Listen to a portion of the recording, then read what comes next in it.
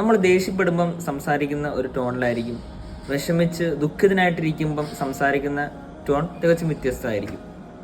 ഇതുപോലെ തന്നെയാണ് പരിശുദ്ധമായ ഖുർആൻ ഷരീഫ് പാരായണം ചെയ്യുമ്പോൾ പല പല ആശയങ്ങളുള്ള സ്ഥലങ്ങളിൽ എല്ലാ സ്ഥലങ്ങളിലും ഒരേ രൂപത്തിൽ ഓതിപ്പോകാതെ അതിൽ നിന്ന് മാറി ആശയങ്ങൾക്കനുസരിച്ച് നമ്മൾ ഓതുന്നതിന്റെ ശൈലി മാറ്റുക, ആ അർത്ഥത്തിനനുസരിച്ച് അർത്ഥം ആസ്വദിച്ച് നമ്മൾ ഓതുക.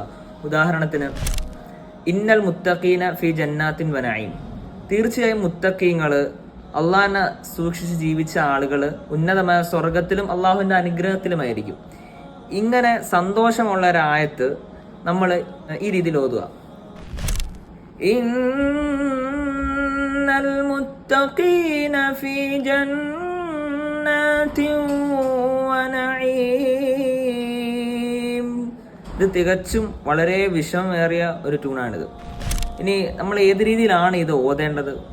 അതായത് ഉദാഹരണത്തിന് മഖാമുൽ അജം, ഇന്നൽ മുത്തഖീന ഫീ ജന്നാത്തിൻ വനഈം, ഈ രീതിയിലാണ് ഓതേണ്ടത്.